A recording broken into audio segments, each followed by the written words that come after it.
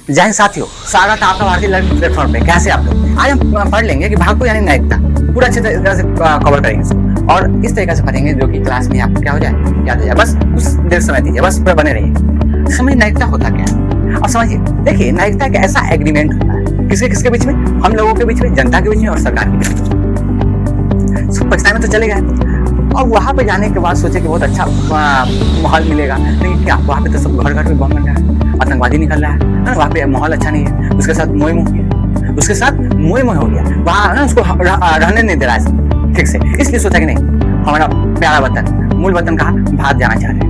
पाकिस्तान क्या करता है, वैसा शख्स जो इंडिया में था, इंडिया से कहाँ चल गया, पाकिस्तान, और पाकिस्तान से वापस कहाँ पे आ गया, इंडिया। वो पैसा तो कमा रहा है विदेश में, लेकिन वहां से पैसा भेज रहा है कहाँ पे, इंडिया। इसलिए यहाँ पे जीडीपी में ग्रोथ हो रहा है इंडिया का, इसलिए भारत का माना जाएगा। तो क्या होता है, क्या होता है, उससे क्या होता है, इसमें कंफ्यूजन बहुत लोगों को होता है। अब विदेश गया, बस गया, शिक्षा हासिल करने गया, मानिए वहाँ पे नौकरी मिल गया, और रहते रहते रहते वही किसी है ना चुड़ैल के साथ शादी हो गया होगा, या चुड़ैल गई होगी तो चुड़ैल के साथ शादी हो गया होगा।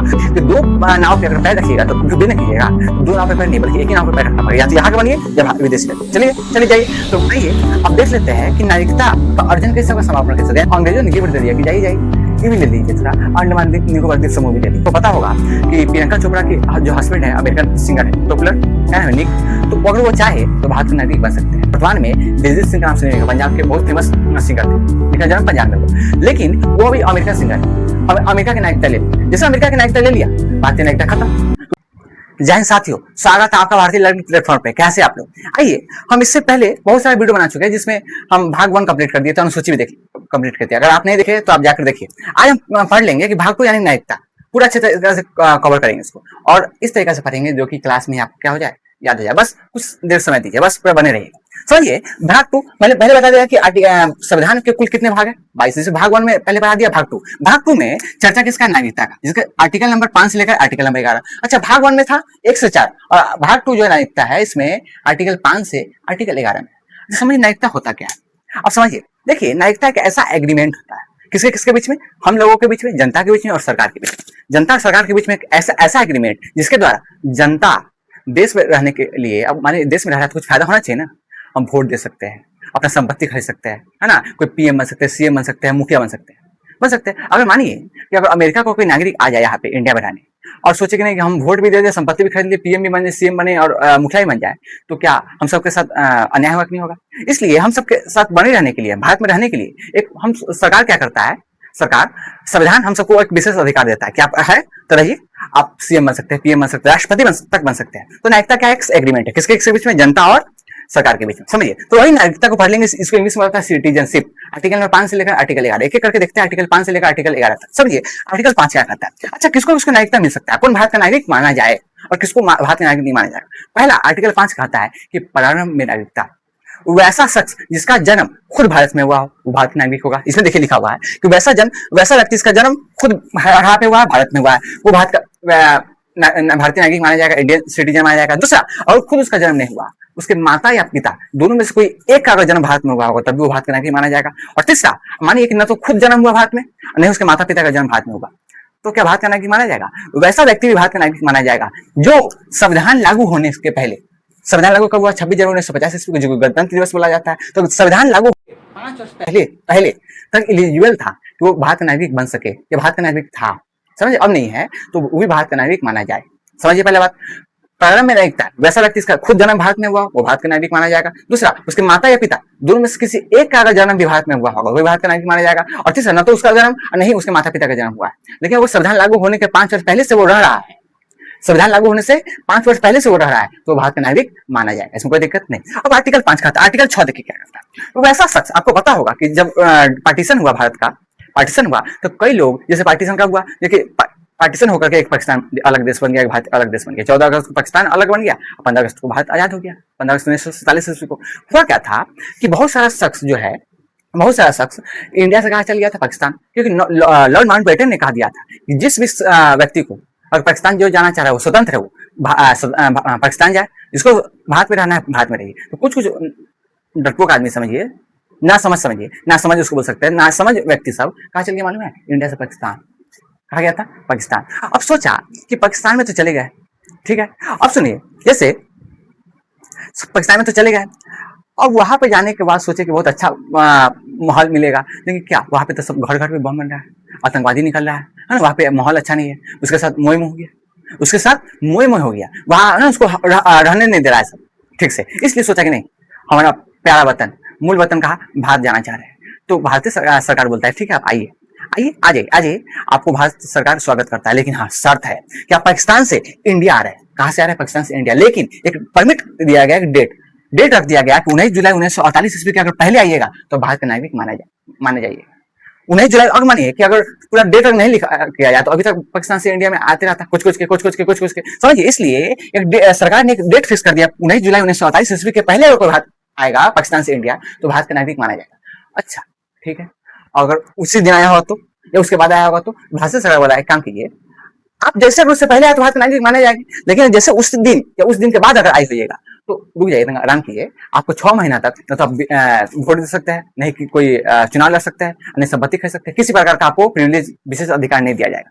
एक काम कीजिए, 6 महीना आप रुकिए, दिखाइए कि आप भारत का नागरिक बनना चाह रहे कि नहीं, सही में आपको हृदय में वो दया है कि नहीं। तो 6 महीना के लिए वो रोका जाएगा और 6 महीना उसको रख कर दिखाना पड़ेगा कि भारत का नागरिक सही में हम असल में बनना चाह रहे हैं। तो 6 महीना के बाद भारत सरकार क्या कर देता है, उसको रजिस्ट्रेशन कर देगा। पंजीकरण करने के बाद भारतीय नागरिक बन जाएगा। सिंपल है। पहला क्या था, पहला नागरिक था। दूसरा है जो पाकिस्तान से इंडिया बा। तीसरा देखिए उसी से मिलता जुलता है, छठा से मिलता जुलता है। सातवां में क्या करता है, वो वैसा शख्स जो इंडिया में था पहले, और इंडिया से कहा चल गया पाकिस्तान, और पाकिस्तान से वापस कहाँ पे आ गया, इंडिया। इंडिया में था, इंडिया से चल गया पाकिस्तान, पाकिस्तान चल गया, आ गया फिर इंडिया में, तो क्या वो भारत का नागरिक माना जाएगा? माना जाएगा। लेकिन समझिए इसमें कुछ लोचा है।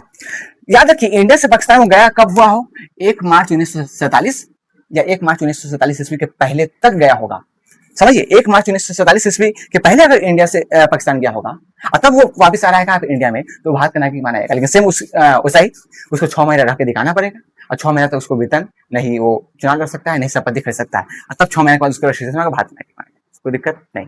अब देखिए आर्टिकल 8 क्या कहता है। आर्टिकल 8 कहता है वैसा भारत का नागरिक, आपको पता होगा कि आपके घर अगल बगल पड़ोस में ना, आपके चाचा फूफा मामा जो भी हो सकता है कि गल्फ कंट्री गया हो, खाड़ी देश कमाने गए होंगे, या कोई आपके मान लीजिए भतीजा भाई या कोई भी शिक्षा हासिल करने गया होगा विदेश, हो सकता है। तो हो सकता है कि भारत का नागरिक ऐसा नागरिक जो विदेश गया हुआ, या तो घूमने या शिक्षा हासिल करने या रोजगार हासिल करने, तो वो भी भारत का नागरिक माना जाएगा। एक चीज बताइए, वो भारत का नागरिक माना जाना चाहिए कि नहीं जाना चाहिए? एकदम माना जाना चाहिए, क्योंकि वो पैसा तो कमा रहा है विदेश में, लेकिन वहां से पैसा भेज रहा है कहाँ पे, इंडिया में। इसलिए यहाँ पे जीडीपी में ग्रोथ हो रहा है इंडिया का, इसलिए भारत का नागरिक माना जाएगा। तो वैसा शख्स जो हर रहा है विदेश में लेकिन भारत का नागरिक है, तो उसको भारत का नागरिक माना जाएगा, उसको भारतीय नागरिकता छीनी नहीं जाएगी। समझ गया? अच्छा देखिए वैसा शख्स जो भारत का नागरिक होते हुए भी विदेश में रह रहा है, उसको बोला जाता है एनआरआई। एनआरआई इसका फुल फॉर्म होता है नॉन रेसिडेंट इंडियन, यानी कि अनिवासी भारतीय। अनिवासी भारतीय मतलब निवास अभी भारत में नहीं, वो विदेश में। ठीक है, हम कभी अगले वीडियो में बता देंगे एनआरआई क्या होता है, पीआईओ क्या होता है, उससे क्या होता है, इसमें कंफ्यूजन बहुत लोगों को होता है। अब देखिए आर्टिकल 9 क्या कहता है। आर्टिकल 9 कहता है कि वैसा शख्स जो भारत का नागरिक है, भारत का नागरिक अभी तक था और विदेश गया, बस गया, शिक्षा हासिल करने गया, मानिए वहां पे नौकरी भी मिल गया, और रहते वहीं पे किसी है ना चुड़ैल के साथ शादी हो गया होगा, या चुड़ैल गई होगी तो चूहा के साथ शादी हो गया होगा। अब चुड़ैल चूहा के साथ शादी हो गया, सोचिए काम करते हैं ना, यहीं पे बस जाते हैं, विदेश में बस जाते हैं। हाँ, यहाँ पे अच्छा माहौल है। भारत में वहां पे प्रदूषण का कौन हर रोज मतलब कि 10 किलो धूल कौन खाने जाएगा, प्रदूषण कौन सुनने जाएगा। ये काम करती है कि नागरिक बन जाता है। भारत सरकार बोला है खबरदार, भारत का अगर नागरिक है अब विदेश में बस गया, और विदेश में बचे तो ठीक है, तब तक तो एनआरआई का है। और जैसे विदेशी नागरिकता लिए, भारत का नागरिकता खत्म, भारत का नागरिकता खत्म, यानी कि यहाँ पे भारतीय सरकार यानी भारत में दोहरी नागरिकता नहीं चला जाता है। दोहरी नागरिकता यानी डबल सिटीजनशिप नहीं, यहाँ का भी वहां का भी एक ही। अगर मानिए कि 2 नाव पे अगर पैर रखिएगा तो डूबे न कीजिएगा, तो 2 नाव पे पैर नहीं बल्कि एक ही नाव पे पैर रखना पड़ेगा, या तो यहाँ का बनिए या विदेशी रखिए।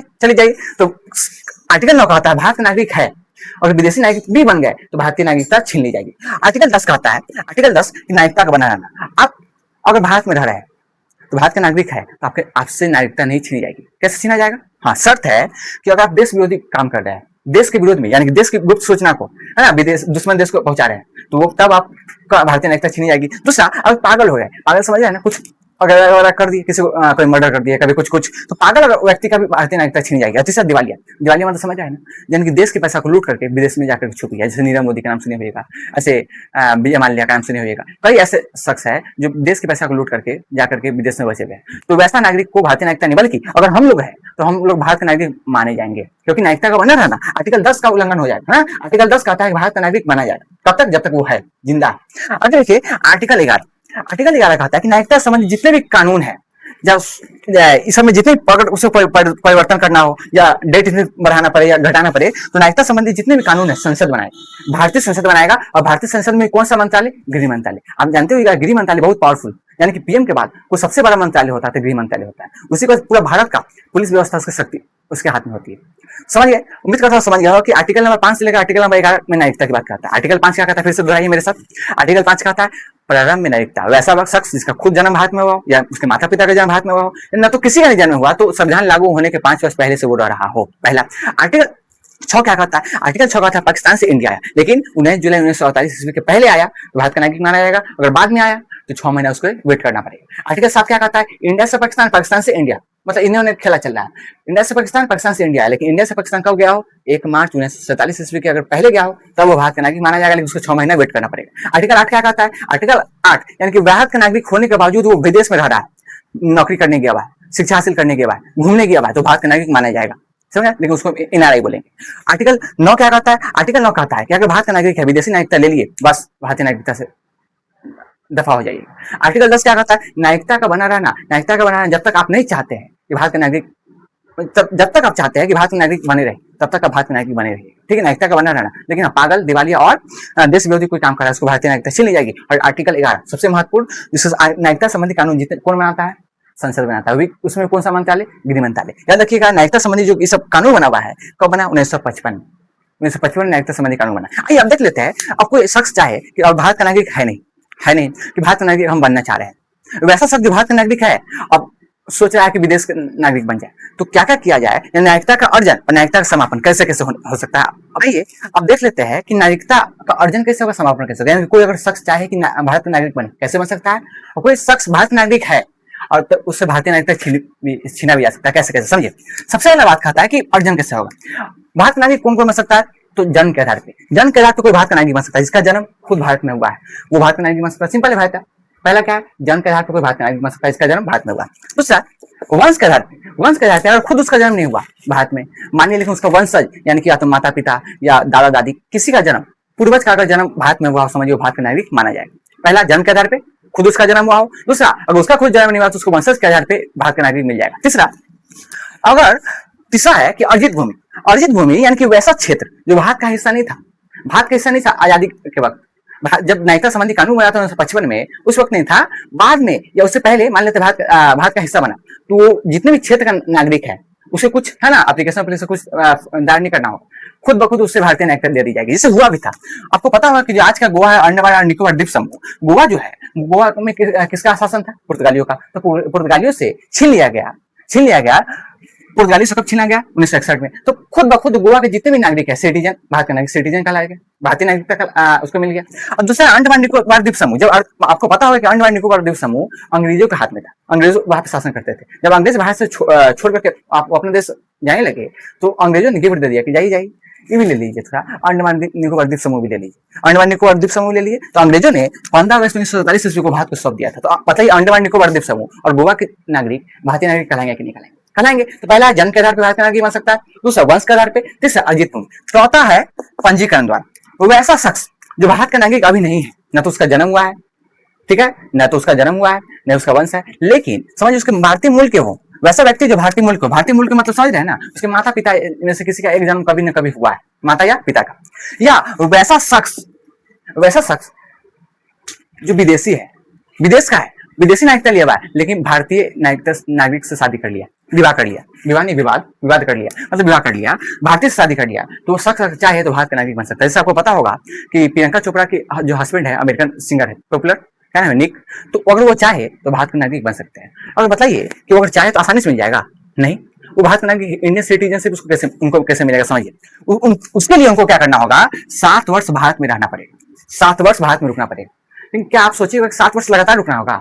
नहीं। अगर 7 वर्ष में आप कितने दिन है उससे मतलब नहीं है, लेकिन अंतिम वर्ष 7वां साल होगा। जैसे अभी 2026 चल रहा है, तो 2026 अगर कोई आज से रह रहा है वो, तो 2033 में जो 2033वां साल होगा, तो उस साल पूरा लगातार 12 महीना रहना पड़ेगा पहले का हिसाब से। लेकिन 2015 में क्या किया गया कि 30 दिन की छूट दे दी गई कि काम कीजिए कि 7 साल में आप तो रहने कीजिए, लेकिन अंतिम साल आपको लगातार ढूंढना पड़ेगा। एक काम करते हैं, आपको और कमजोर कर देते हैं और सारी नियम कानून को कमजोर करते हैं और 30 दिन आपको छोड़ दिया जाए, मतलब 11 महीने आपको लगातार रुकना पड़ेगा। या तो 30 दिन लगातार आप नहीं रहिए, 11 महीने रहिए लगातार, या बीच बीच में गैप के आप छुट्टी लेके जाते रहिए। तो वैसा शख्स जो भारत का नहीं है या तो उसके भारतीय मूल का है, और जो वैसा शख्स जो विदेश का है लेकिन यहाँ पे शादी कर लिया विदेशी भारतीय नागरिक से, या तो लड़का या लड़की से, तो वो भारत का नागरिक बन सकता है। उसके लिए 7 वर्ष उसको रुकना पड़ेगा और अंतिम वर्ष उसे लगातार रुकना पड़ेगा 30 दिन की छूट दी गई 2015 द्वारा। अच्छा, अब 5वां में क्या कहता है देशीकरण द्वारा। वैसा शख्स न तो वो भारतीय मूल का है, न ही भारतीय नागरिक से शादी किया, तो अगर भारत का नागरिक उसको संस्कृति है ना पसंद आ रहा है, रहन सहन अच्छा लग रहा है, उसका भाषा समझ में आ रहा है, अच्छा लग रहा है, तो अगर चाहे, अगर इंटरेस्ट जगे कि भारत का नागरिक बने, ऐसा होना चाहेगा कोई क्या? नहीं। भारत का अभी समझ रहे हैं ना, कोई आना नहीं चाहता, यहाँ से भागता है। अभी बताएंगे समापन में दिलजीत सिंह का नाम बताएंगे। तो अगर कोई भारतीय विदेशी नागरिक जो विदेशी नागरिकता लिया हुआ है, उसका संबंध भारत से कुछ नहीं है, तो आकर के भारत का नागरिक बन सकता है, लेकिन देशीकरण द्वारा। कैसे? देशीकरण द्वारा। उसके लिए उसको क्या करना पड़ेगा? 14 वर्ष। अच्छा, वो व्यक्ति कौन होगा? शुद्ध विदेशी मतलब एकदम पूरे विदेशी का, तो 14 वर्ष उसे रुकना पड़ेगा। अच्छा, आप सोचिएगा 14 वर्ष पूरा लगातार नहीं, या तो 12 वर्ष उसे रुकना पड़ेगा। 12 वर्ष में भी 730 दिन उसे लगातार रुकना पड़ेगा। 730 दिन लगातार, यानी 14 वर्ष में 12 वर्ष से रुकना पड़ेगा, और 12 वर्ष में भी कितना दिन? 730 दिन। समझ गए? और अंतिम वर्ष तो उससे लगातार रुकना पड़ेगा। इसमें छूट नहीं दी गया, इसमें दिया गया, इसमें नहीं दिया गया। और उसके साथ साथ संविधान, भारतीय संविधान में आस्था व्यक्त करना पड़ेगा कि हम भारतीय संविधान को मानेंगे। समझ गए? तो फिर समझिए कि भारत का नागरिक कोई बनना चाह रहा है, कैसे बन सकता है? जन्म के आधार पे, पहला। दूसरा, वंश के आधार पे। तीसरा, अर्जित भूमि। चौथा, पंजीकरण द्वारा। और 5वां है क्या? देशीकरण द्वारा। अच्छा, अब कोई भारतीय नागरिक है, उससे भारतीय नागरिकता छीनी भी जाएगी। ठीक है, कैसे कैसे छीना जा सकता है, समझिए। पहला है वो शख्स जो पागल है, वो शख्स जो दिवालिया है, देश के पैसे को लूट करके बाहर आ गया, जैसे मैंने पहले ही बता दिया, नरेंद्र मोदी, विजय माल्या। या वो शख्स जो देश विरोधी काम कर रहा है, वो शख्स जो देश के सूचना को दुश्मन देश के पास पहुंचा रहा है, वो शख्स भारत का नागरिक है तो छीन ली जाएगी। समझ गए?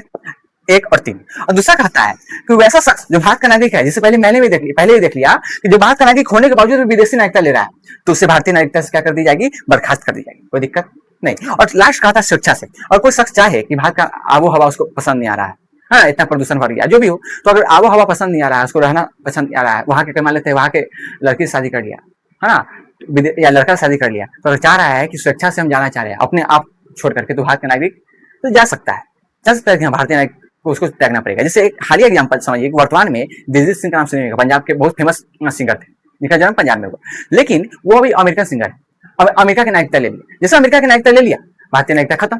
तो उम्मीद करता हूं आपको समझ में आया होगा कि नागरिकता पूरा पहले बात बता दी कि आर्टिकल नंबर 5 से आर्टिकल नंबर 11, फिर नागरिकता का अर्जन, नागरिकता का समापन। और आप लोगों को यह वीडियो कैसा लग रहा है?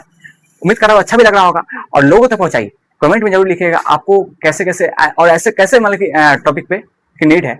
मैं जरूर अगला वीडियो कोशिश करूंगा बता दूंगा। और लाइक कीजिए, सब्सक्राइब कीजिए, दोस्तों तक पहुंचाइए। जय हिंद।